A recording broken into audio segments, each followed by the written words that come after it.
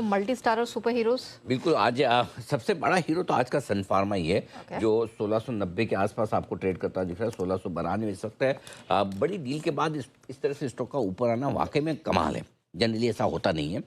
पहली चीज़ ये तो सन फार्मा आज का ओपनिंग का हीरो नंबर 1। वैसे असली हीरो तो आज का इंडसइंड बैंक है, जो ऑलरेडी गजब की मजबूती के साथ 883 के आसपास है।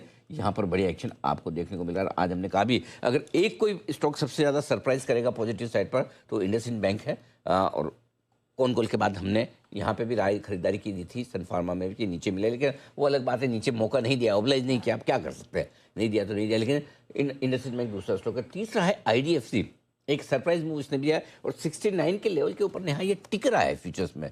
69 के ऊपर अगर ये टिका रहता है तो ये भी थोड़ा कमाल करने की तैयारी में है। तो ये 3 स्टॉक हैं जो आज बढ़िया एक्शन में आपको नजर आने हैं पॉजिटिव साइड पे ओपनिंग के हीरो के तौर पर। चौथा स्टॉक है जो ओपनिंग का हीरो, जिसको वाकई में आप हीरो मान लीजिए, मैं कह रहा हूँ आप मेरे बोलने पर मान लीजिए, क्योंकि जिस माहौल में एक फिल्म ना चल रही हो और किसी एक की फिल्म सुपरहिट हो जाए 500,000 करोड़ वाली, वो तो हीरो हो गई। एब्सोल्युटली। ओरेकल 9,000 के पार निकल गया। रिजल्ट के बाद अकेले IT कंपनी है जो बार बार लगातार तेज हो रही है। आज भी 9,135 के पार और हमारी रिकमेंडेशन लिस्ट से दुगने से ज़्यादा ऑलरेडी हो चुका है। एक अच्छा रिकमेंडेशन था, उसके बाद तो खैर 11-12 हज़ार तक भी गया, शायद उससे भी ज़्यादा, और उसके बाद वापस रिकवर नीचे आया भी, लेकिन बढ़िया तेजी ओरेकल में बनती दिख रही है। तो चौथा ये स्टॉक है जो आपके लिए हीरो पर है। आइए जीरो भी बता दूँ सर। उससे पहले मुझे ओरेकल में थोड़ी मेमोरी ताज़ा करनी है दर्शकों की। IT इंडेक्स जहां हम देख रहे हैं कि मल्टी वीक लोस पर ट्रेड कर रहा है, उसमें आप कह सकते हैं एक स्टार परफॉर्मर निकला और इस स्टार परफॉर्मर की पहचान सबसे पहले जी बिजनेस ने की। और आप देखिए अच्छे मुनाफे पर बैठे जो हमारे जी बिजनेस के रेगुलर व्यूअर्स हैं। ओरेकल फाइनेंस ये वो स्टॉक जहाँ पर खरीदारी करने की राय है। लाइफ हाइपर मार्केट है और IT कंपनियां जिनमें डिविडेंड यील्ड नहीं के बराबर होता है। इस कंपनी का डिविडेंड यील्ड पता है 6% डिविडेंड। 5,350, 5,850 और 6,500 के बड़े टारगेट है 1 से 3 साल के लिए।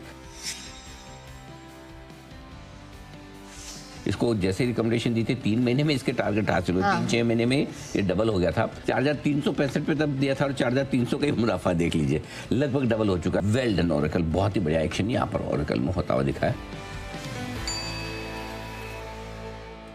Super wealth creation idea. Sir आप जीरोस की बात कर रहे थे आज। हाँ, जीरो तो रह गया बताना नेहा जी, अच्छा आपने याद दिलाया। मैं तो हीरो करके भूल गया था काम। विलेंस ओके। Number 1 Axis bank. 1300 के आसपास देखा था मैंने आखिरी बार इसको।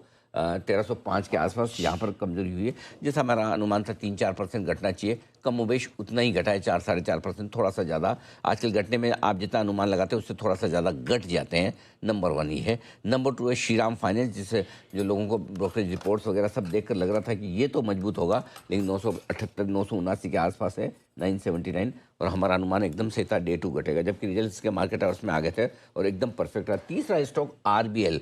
एक आदमी बताइए जिसको RBL के नंबर्स खराब लग रहे हो, किसी को भी नहीं। अच्छे थे। हमने कहा प्रॉफिट बुक आएगा, ये स्टॉक कमज़ोर होना चाहिए।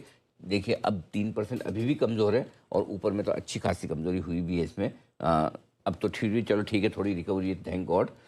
चौथा स्टॉक है AU स्मॉल फाइनेंस बैंक आज के जीरो में, और जिसके आज ही नतीजे आने वाले। नतीजे के पहले इसकी भी थोड़ी सी कमजोरी वाले संकेत आ रहे हैं 1,000 तक, लेकिन याद रहे, ध्यान रहे, आज नतीजे स्टॉक वोलेटाइल हो सकता है। तो ये कुछ हीरो कुछ जीरो आपके लिए इस वक्त आपके सामने। ऑलराइट।